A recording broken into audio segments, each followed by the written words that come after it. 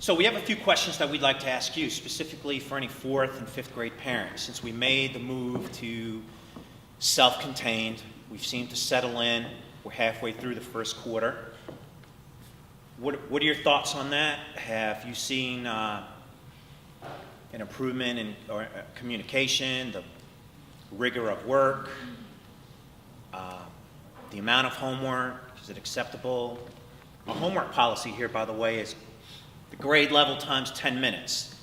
So if you're in first grade times 10 minutes, student really shouldn't be doing more than 10 minutes per night. Second grade, 20 minutes, third grade, 30 minutes, and so on. So we use that as a basic guide.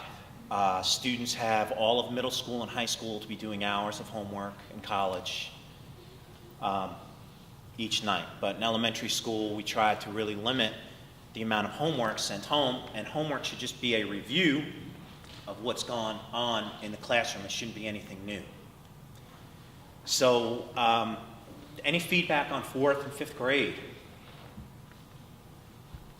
We've had a couple of teachers come in proactively and say, gosh, I really have gotten to know my students more so in previous years from being with them all day. And that's exactly what type of culture we wanted to try to create by going self-contained with 4th and 5th grade, where the teachers really get to know the students they are with, so they really understand their strengths and weaknesses and their personalities. Yes? On that, I just want to request on a going forward basis, I mean, I don't have a 4th or 5th grader, but I do know other elementary schools in our cluster are different. They aren't self-contained. So I just want to make sure we follow those children that go on to Inman and see how they do when they start doing the transition. Because I have heard there have been issues. Not issues, but just it really throws the kids that aren't used to that for a loop when they get to Inman. So just follow those kids. We already tipped off the principal of Inman to let her know, last year we did, that we were going to make the move to self-contained. So we can tip her off again to keep an eye on the kids and see how they make the transition. And the 6th grade counselor would be a good person to touch base with too, as those kids move in there next year. So. Our kids are in 4th, and I have no negative feelings at all. I mean, it's working out very well, I think. All right. But both our kids love their teacher, and I think it's working well. Good. All right. Seems like we don't have hard, fast data to support this, but my feeling is too, we've had less students come in. We don't have a major discipline problem, but during transition, there tended to be that, disagreements in the hallway or kids getting in trouble when there's that unstructured time. And it seems like that's just things have gone much more smoothly. We haven't had to talk to as many 4th and 5th graders because they're, in their classroom with their teacher and they're same class all day. So of course they still go out for specials and such. A couple of teachers also reported to us that they're really enjoying the flexibility in terms of their schedule. So if they feel like they need to extend their social studies lesson, they're able to do that. Whereas last year, they were on a strict time schedule to change classes when it was time to. So what about homework in general? Open, honest conversation. As long as we're not using specific teachers' names, we would, and then we'll, yes, go ahead. I don't know if anybody else is having that.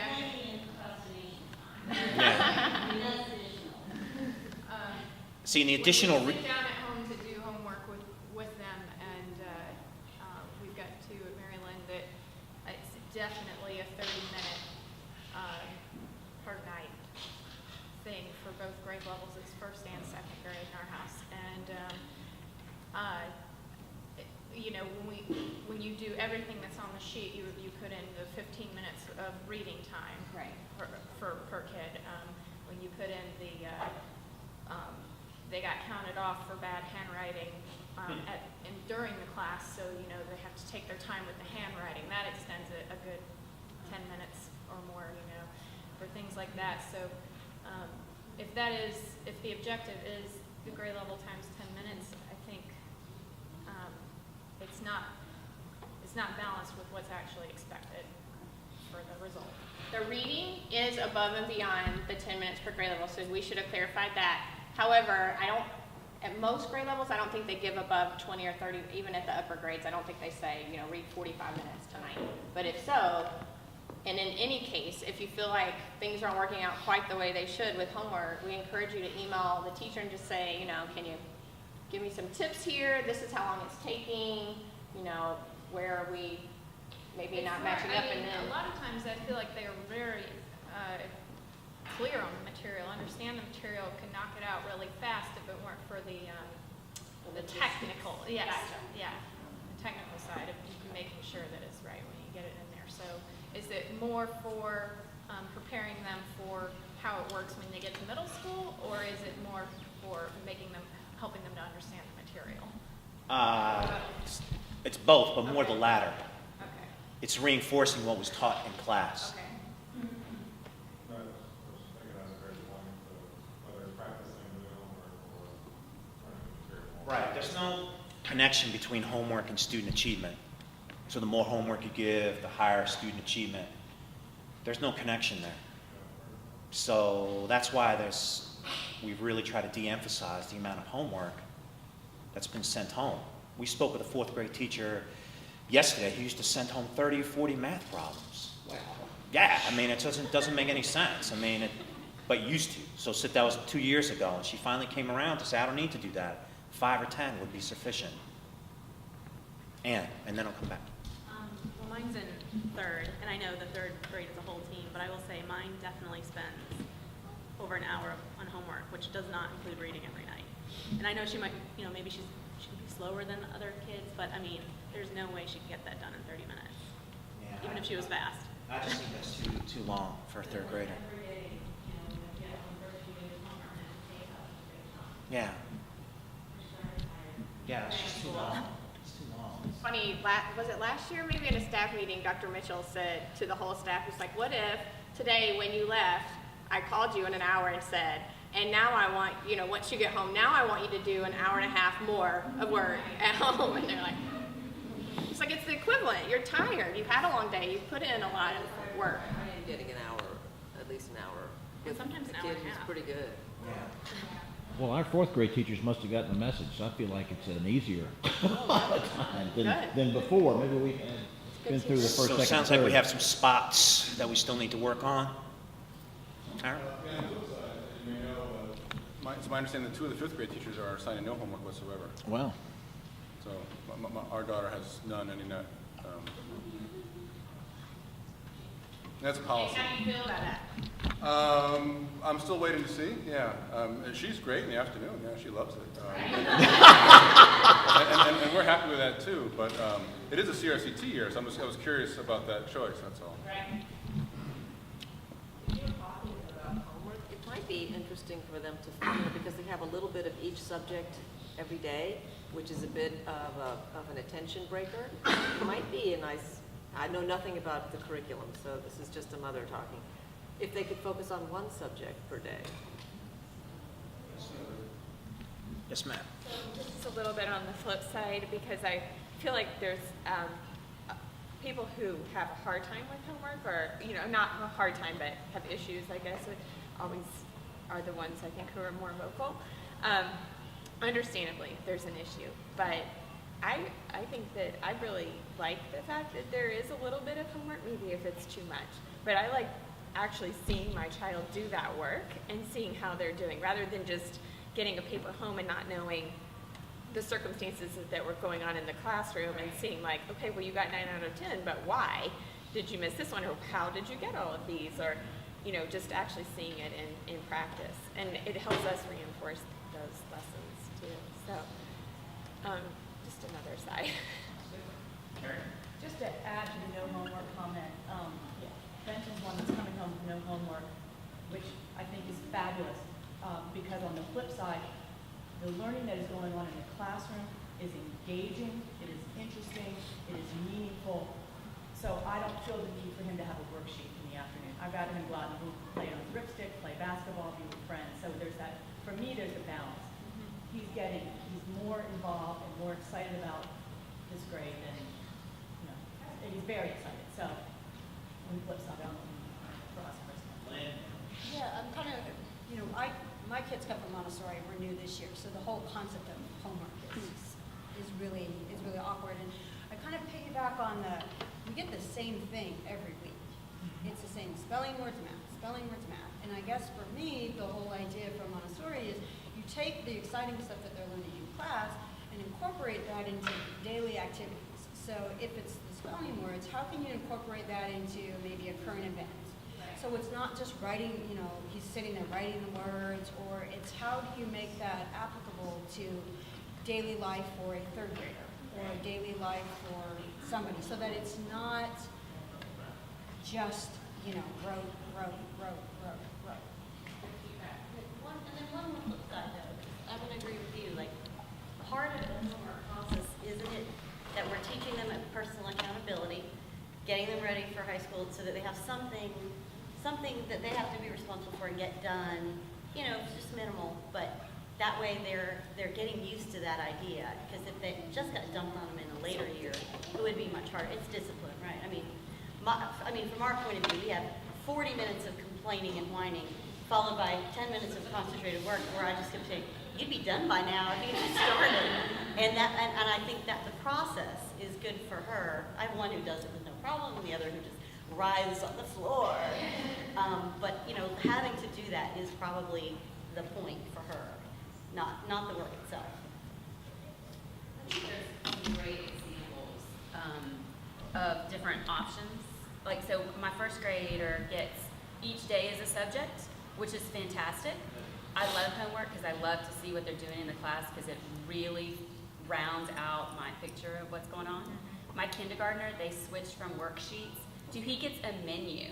He gets to choose, and it's the whole week. He has the whole week to do his homework in kindergarten, which I think is great for kindergartners, because some days we can't do it, some days we can do it. But he gets a menu, and he's got a language arts component and a math component, and he, either sometimes he picks, but sometimes mom picks. But that's helpful too, because then I get to say, oh, well, he's already mastered this skill, so let's work on this other skill. And the menu changes weekly. So I think there's some different alternatives. Maybe there's some brainstorming that needs to go on among maybe the various grades. To add to that, sorry. I wouldn't think I don't think there'd be homework. I just think for like an 8-year-old, like an hour and a half of homework, because they're only in elementary school. So what if we set the timer for 30 minutes, and then 30 minutes, whatever we're done, we're done. Yeah, and then you get to write the note to your child's teacher to say, you set the timer. We went through following the Maryland guidelines for homework, and this is what we got done. And your child shouldn't be penalized for that. Your child shouldn't be penalized for that. This is what we got done in 20 minutes. My child's in 2nd grade. Yes, ma'am. The difference between what they are learning in the class versus how I might teach it, and this is really more my failure than anything, but I probably don't learn the same way as the average person, or maybe I do, but what I do know is I probably don't learn the same way the teacher is teaching them. So when we are doing something as rote as like math, I have different mathematical techniques in adding and subtracting than maybe was taught in the classroom. And then I kind of rear back and think, oh my gosh, I'm doing my child a disservice because I'm teaching them differently than they just learned in the classroom. And if there was any additional communication I would love to have is maybe the techniques that they're using in the classroom to teach, so that I'm reinforcing, which is what I think homework is supposed to be about, versus I'm making my child look at me stunned saying, like, the teacher told me this way and now I'm teaching her some very strange way. Now, we've had a lot of success where parents have written their child's teacher a note to say, can I meet with you briefly to talk about the technique you are using to teach subtraction across zeros? So 200 minus 89. Because we used to say, okay, cross out, borrow, bring over a 1. Well, it's not really a 1, it's a group of 10. And the teachers are real specific with the language they use in the classroom because they're teaching the concepts of place value instead of us just going through the motions, crossing out and setting up the problem so the child can subtract. So that's worked out well on an individual basis where parents have just written a note, takes 5 or 10 minutes to sit with the teacher to specifically get a good handle on how they're teaching math or a specific concept in math.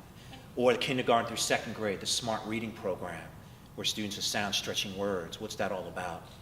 And I don't know if there are any parents that had Lavin last year in here, but I think she did this, she would write the technique they used that day. Now, she exposed them to multiple techniques, but then I want to say she sent a link to a video, a couple nights, at least a couple times throughout the year to show the parents, okay, this is the technique we're using. If you're confused at home when your kid's saying this, this, and this.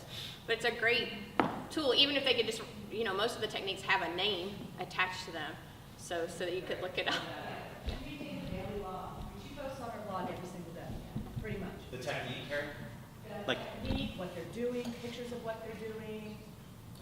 She's better about posting than I am about checking every day. But it's all out there. And she's spectacular. She's a very impressive teacher. She's spectacular. Yeah. That's what it's Lavin.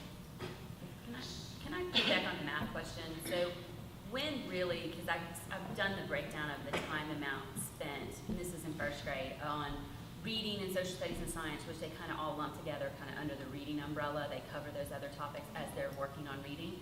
And then they spend 45 minutes a day in their special and 45 minutes a day on math. So when does that shift go to spend more time focusing on math? Because I feel like, I know reading is super important and you can't do math without reading, but if we're having problems in later grades, when do they start really emphasizing math?